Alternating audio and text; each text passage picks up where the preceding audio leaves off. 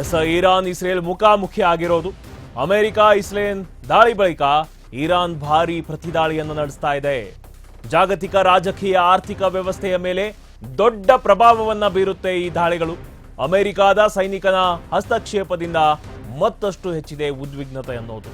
Iran ಇಸ್ರೇಲ್ನ ಡಿಮೋನಾ ಪ್ರದೇಶದ ಬಳಿ ಕ್ಷಿಪಣಿ ದಾಳಿ ಕೂಡ ನಡೆದಿರೋದು. ಕ್ಷಿಪಣಿ ದಾಳಿಯಿಂದ 100ಕ್ಕೂ ಹೆಚ್ಚು ಮಂದಿಗೆ ಗಾಯಗಳು ಕೂಡ ಆಗಿವೆ. ಇದಕ್ಕೆ ಪ್ರತಿಯಾಗಿ ಇರಾನ್ನ ಪ್ರಮುಖ ಗುರಿಗಳ ಮೇಲೆ ವಾಯು ದಾಳಿಯನ್ನು ನಡೆಸ್ತಾ ಇದೆ. ಇಸ್ರೇಲ್ ಇರಾನ್ನ ತೆಹರಾನ್ ಹಾಗೂ ಇತರೆ ಪ್ರದೇಶಗಳಲ್ಲಿ ವಾಯು ದಾಳಿ ನಡೆದಿರೋದು. ಲೆಬನಾನ್, ಸಿರಿಯಾ, ಇರಾಕ್ ಭಾಗಗಳಿಗೂ ಕೂಡ ಸಂಘರ್ಷ ಅನ್ನೋದು ವಿಸ್ತರಿಸಿದೆ. ಎಸ್, ಈ ಯುದ್ಧ ಅನ್ನೋದು ಇರಾನ್ ಮತ್ತು ಇಸ್ರೇಲ್ ನಡುವೆ ಮಾತ್ರ ಸೀಮಿತವಾಗಿಲ್ಲ. ಲೆಬನಾನ್, ಸಿರಿಯಾ ಮತ್ತು ಗಲ್ಫ್ ಪ್ರದೇಶಗಳಿಗೂ ಕೂಡ ಇದು ವಿಸ್ತರಿಸಿದ್ದು ಬಹುರಾಷ್ಟ್ರಗಳ ಸಂಘರ್ಷವಾಗಿ ರೂಪುಗೊಂಡಿದೆ ಅಂತಾನೆ ಹೇಳಬಹುದು. ಸಾವಿರಾರು ಕ್ಷಿಪಣಿ ಮತ್ತು ಡ್ರೋನ್ ದಾಳಿಗಳು ನಡೆದಿದ್ದು ಸಾವಿನ ಸಂಖ್ಯೆ ಸಾವಿರಗಳಲ್ಲಿ ದಾಟಿರೋದು. ಜಾಗತಿಕ ಮಟ್ಟದಲ್ಲಿ ಈ ಯುದ್ಧ ದೊಡ್ಡ ಪರಿಣಾಮವನ್ನು ಕೂಡ ಬೀರುತ್ತೆ. ಅಮೆರಿಕ ಇಸ್ರೇಲ್ ಈ ದಾಳಿ ಬಳಿಕ ಇರಾನ್ ಕೂಡ ಪ್ರತಿದಾಳಿಯನ್ನು ನಡೆಸಿರೋದು. ಅಮೆರಿಕದ ಸೈನಿಕ ಹಸ್ತಕ್ಷೇಪದಿಂದ ಈ ಒಂದು ಉದ್ವಿಗ್ನತೆ ಅನ್ನೋದು ಹೆಚ್ಚಳ ಆಗ್ತಾ ಇದೆ. ಕ್ಷಿಪಣಿ ದಾಳಿಯಿಂದ 100ಕ್ಕೂ ಹೆಚ್ಚು ಮಂದಿಗೆ ಗಾಯ ಆಗಿದೆ. ಇರಾನ್ ಏನ್ ಮಾಡಿದೆ, ಇಸ್ರೇಲ್ನ ಡಿಮೋನಾ ಪ್ರದೇಶದ ಬಳಿ ಕ್ಷಿಪಣಿ ದಾಳಿಯನ್ನ ಮಾಡಿರೋದು. ಇದರಿಂದ 100ಕ್ಕೂ ಹೆಚ್ಚು ಮಂದಿಗೆ ಗಾಯ ಆಗಿದೆ. ಇದಕ್ಕೆ ಪ್ರತಿಯಾಗಿ ಇರಾನ್ನ ಪ್ರಮುಖ ಗುರಿಗಳ ಮೇಲೆ ವಾಯು ದಾಳಿ ಕೂಡ ನಡೆದಿರೋದು.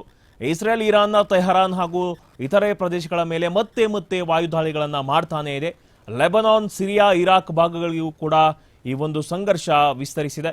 ಇದರಿಂದ ತೈಲ ಮತ್ತು ಅನಿಲ ಬೆಲೆಗಳು, ಅಡುಗೆ ಅನಿಲ, ಕಮರ್ಷಿಯಲ್ ಸಿಲಿಂಡರ್ಸ್ ಎಲ್ಲೂ ಕೂಡ ಜಾಗತಿಕ ಮಟ್ಟದಲ್ಲಿ ಬಹಳಷ್ಟು ತೊಂದರೆಗಳು ಉಂಟಾಗ್ತವೆ ಇದೊಂದು ಯುದ್ಧದಿಂದ. ಇದೀಗ 48 ಗಂಟೆಗಳ ಅವಧಿಯನ್ನು ಕೂಡ ಕೊಟ್ಟಿದ್ದಾರೆ ಡೊನಾಲ್ಡ್ ಟ್ರಂಪ್ ಅವರು.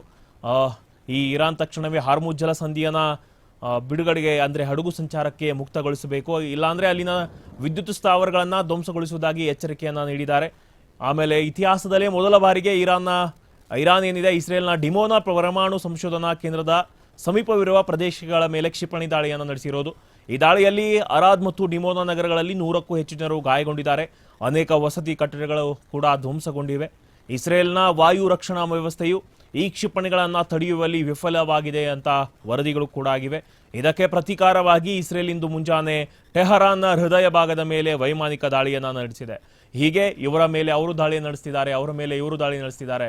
ಇದೊಂದು ಜಾಗತಿಕ ಮಟ್ಟದ ಸಂಘರ್ಷವಾಗಿ ಕೂಡ ಏರ್ಪಡ್ತಾ ಇದೆ.